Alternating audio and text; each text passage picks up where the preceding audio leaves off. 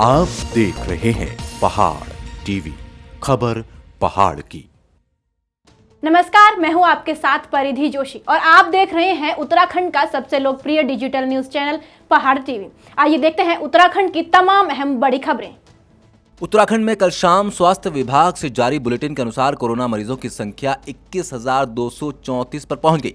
कल कोरोना से 11 लोगों की मौत हुई। अभी तक उत्तराखंड में कोरोना से मरने वालों का आंकड़ा 291 पहुंच चुका है और 14,437 लोग स्वस्थ होकर डिस्चार्ज हो चुके हैं। अभी भी उत्तराखंड में 6,442 एक्टिव केस हैं। उत्तराखंड में नाराज विधायकों की संख्या बढ़ने का सिलसिला रुकने का नाम नहीं ले रहा है। रायपुर विधानसभा क्षेत्र से विधायक उमेश शर्मा काऊ ने भी भाजपा के राष्ट्रीय अध्यक्ष नड्डा को लिखी शिकायती चिट्ठी। वहीं बद्रीनाथ विधायक महेंद्र भट्ट फेसबुक पोस्ट जारी कर विधायकों की नाराजगी को अफवाह बता रहे हैं, मगर इस पत्र के सामने आ जाने के बाद विधायक जी का झूठ भी पकड़ में आ गया। साथ ही विधायकों की नाराजगी की पुष्टि भी हुई।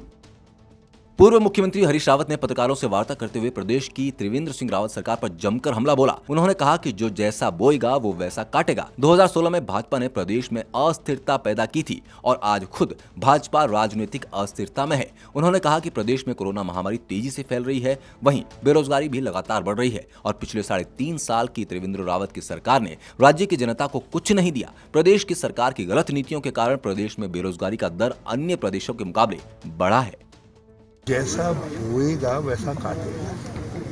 भाजपा ने राजनीतिक अस्थिरता पैदा की थी और अब भाजपा स्वयं उस राजनीतिक अस्थिरता का शिकार है।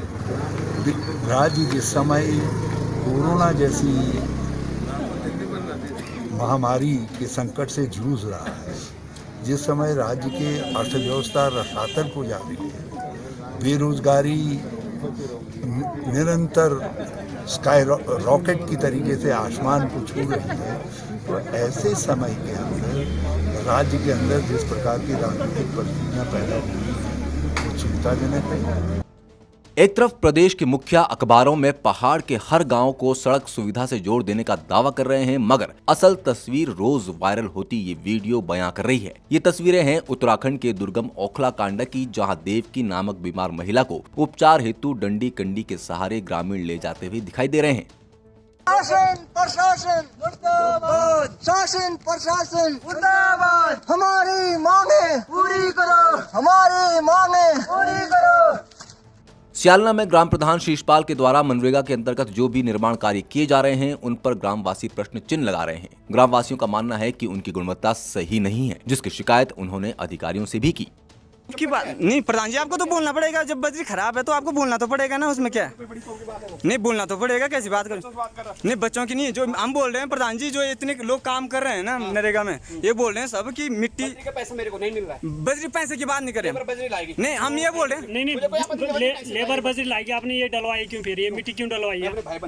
नहीं भाईबंदी की बात नहीं, इसमें मिट्टी जो इसने फोन तोड़ दिया सर। अभी क्या आप बताओ सर, आप बताओ सर। तो हमने जांच फोन क्यों तोड़ा सर? ये फोन तोड़ दिया सर। वीडियो बना रहे हैं, क्यों तोड़ा ये फोन? आपने भी मेरे भाई को फोन छेड़ा, ठीक है प्रधान जी? इस तरह तानाशाह हो गए हैं जिनका भाई बिल्कुल लकी है। इस तरह की दादागिरी हमारे पास इससे पहले भी हमारे पास वीडियो है प्रधान जी की। टिहरी के घनसाली भिलंगना ब्लॉक के प्रधान संगठन और प्रमुख भिलंगना वासुमती घणाता और सभी क्षेत्र पंचायत सदस्यों के द्वारा एसडीएम के माध्यम से जिलाधिकारी और मुख्यमंत्री को ज्ञापन दिया गया, जिसमें कोरोना महामारी और लॉकडाउन के दौरान क्षेत्रवासियों सहित जिले भर के लोगों को निःशुल्क रोग प्रतिरोधक क्षमता बढ़ाने वाली दवा और कई लोगों की थर्मल स्क्रीनिंग कर मास्क वितरित करने वाले डॉक्टर गोविंद सिंह रावत को कोरोना वॉरियर के रूप में पद्मश्री पुरस्कार देने की मांग की। डॉक्टर रावत जी द्वारा, जिनका कि अपना स्वयं का एक क्लिनिक है बिनखाल में, उन्होंने निस्वार्थ भाव से विकासखंड भिलंगना यानी कि विधानसभा घनसाली और प्रताप नगर विधानसभा के क्षेत्रों में जाकर के, सीमांत क्षेत्रों में जाकर के, ग्रामीण क्षेत्रों में जाकर के, दूरस्थ क्षेत्रों में जाकर के सोशल डिस्टेंस का पालन करते हुए जो लगातार कोविड-19 के चलते जब लॉकडाउन था, जो सेवा दी है, कैंप लगाई जगह जगह जाकर के, उसके लिए समस्त क्षेत्रवासियों ने, जनप्रतिनिधि ने इनके सराहनीय कार्य के लिए, पुरस्कार के लिए माननीय मुख्यमंत्री जी को उप जिलाधिकारी घनसाली के माध्यम से ज्ञापन प्रेषित किया। विकासखंड भिलंगना व प्रताप नगर के सभी जनप्रतिनिधियों प्रधानगण, क्षेत्र पंचायतगण, जिला पंचायत सदस्य, आशा बहनें, आंगनवाड़ी बहनें, सभी लोगों का तहे दिल से धन्यवाद करना चाहूँगा जिन्होंने यह मांग उठाई है कि डॉक्टर गोविंद रावत को पद्म श्री पुरस्कार के लिए चयन किया जाए। इनका मैं तहे दिल से शुक्रगुजार करता हूँ। मंजू वर्मा के साथ ग्राम बबनपुरी के पूर्व प्रधान और अपने साथ 3 साथियों विकास गोविंदा, विकास का छोटा भाई, चारों जने गांव में ही रहने वाली एक महिला मंजू वर्मा के घर पहुंचे और 12/8/2020 की सुबह समय करीब 9 बजे उसके साथ जमकर मारपीट की, जिसकी रिपोर्ट करने महिला सिडकुल चौकी पहुंची तो उनकी तहरीर भी पुलिस द्वारा नहीं ली गई। टीम में जब पहुंचे हैं तो वहाँ पे उधर वाले जो पार्टी थी वो भी सोरस लौ के अपना पहुंच गए। वहाँ पूर्व प्रधान भी था, एक सोरस वाला भी था और उनको दोनों को बैठा लिया उसने और मुझे क्या कहे कि आपको कोरोना है, पागल हो, आप यहाँ से भागो। हाँ, आप यहाँ से भागो, तुम्हें कोरोना भी है, पागल भी है। पहाड़ में कोरोना संक्रमण का कहर लगातार बढ़ता जा रहा है, जिसको देखते हुए पौड़ी व्यापार मंडल द्वारा पौड़ी मुख्यालय के मुख्य बाजार को 1 सप्ताह के लिए बंद करने का फैसला लिया गया। मगर व्यापार मंडल के इस फैसले के विरोध में मंडल से जुड़े हुए व्यापारी ही आगे आ गए। संडे साप्ताहिक बंदी के लिए भी प्रशासन को कहा था, लेकिन प्रशासन ने उस पर भी कोई कार्रवाई नहीं करी। बाजार यथावत करा, जिससे बाजार में ये बीमारी का जो आज प्रकोप हुआ है। एजेंसी चौक में जिस परिवार के सबसे ज़्यादा लोग कोरोना पॉजिटिव निकले हैं, उन लोगों की जो मार्केट है, मेन बाजार जो एजेंसी चौक, वो एजेंसी चौक पूरा खुला हुआ है, जहाँ से हो रहा है। और उल्टा उस जिनका जहाँ उनका कॉन्टेक्ट नहीं है, नीचे को उधर पूरा बाजार में। बात तो नहीं है इसमें भी है कि अब ग्रुप में डाला मैसेज, ग्रुप में हर व्यापारी नहीं जुड़ा हुआ है इसमें। अभी माना 500-700 व्यापारी हैं हमारे में, 150-200 व्यापारी जुड़े हुए हैं। इस वजह से सब लोगों को इन्फॉर्मेशन नहीं पहुंच पाई है, इस वजह से है, बाकी और कुछ नहीं है। टिहरी हिंदू जागरण मंच के रघुवीर सिंह रावत ने जिलाधिकारी को एक ज्ञापन सौंपा, जिसमें उन्होंने कहा कि टिहरी झील के नजदीक अतिक्रमण किया जा रहा है, जो कि नियम विरुद्ध है। THDC और प्रशासन इस अतिक्रमण को हटाए, नहीं तो विश्व हिंदू परिषद के सदस्य इस अतिक्रमण को अपने आप हटाएंगे। उत्तराखंड कांग्रेस के पूर्व प्रदेश अध्यक्ष किशोर उपाध्याय ने मसूरी में पत्रकारों से वार्ता करते हुए कहा कि वन अधिकारों को लेकर 8 सितंबर से हरिद्वार से आंदोलन की शुरुआत की जाएगी, जिससे उत्तराखंड के लोगों को उनका अधिकार मिल सके, नौजवानों को केंद्र की नौकरियों में आरक्षण मिल सके। साथ में हम 8 तारीख से, क्योंकि वो हमारे पूर्वज थे, हमारे पितृ देवता हैं और ये पितृपक्ष आज से शुरू हो रहा है। तो 8 तारीख को हम हरिद्वार से, जहाँ पितरों को मोक्ष की प्राप्ति होती है, कि यहाँ के लोगों को उनके जो वनाधिकार थे वो उनको मिल सके, उनको, हमारे बच्चों को केंद्र सरकार की सेवाओं में आरक्षण मिल सके। मसूरी हाथीपांव क्षेत्र में एक युवक के खाई में गिरने से मौत हो गई। बताया जा रहा है कि युवक सड़क किनारे शौच के लिए गया था, जहां पर उसका पैर फिसलने से गहरी खाई में जा गिरा। पुलिस और स्थानीय लोगों की मदद से युवक को खाई से निकाला गया, लेकिन तब तक उसकी मौत हो चुकी थी। मसूरी SSI मनोहर सिंह रावत ने बताया कि पुलिस द्वारा युवक के शव को कब्जे में लेकर पोस्टमार्टम के लिए भेज दिया। चमोली जनपद के थराली विकासखंड के माल बजवाड़ा गांव में आत्मनिर्भर बनने की कवायद शुरू कर दी है। थराली विकासखंड के माल बजवाड़ ग्राम सभा में उद्योगनी के मास्टर ट्रेनर अभिषेक रावत ने महिलाओं को मशरूम उत्पादन का 2 दिवसीय प्रशिक्षण दिया। प्रशिक्षण के दौरान काश्तकारों को ओस्टर मशरूम उत्पादन संबंधी आधुनिक तकनीकी की विस्तृत जानकारी दी गई। महिला सशक्तिकरण स्वावलंबन जो प्रोग्राम भारत सरकार का आज तक चला है, जिसमें एक मील का पत्थर साबित होगा।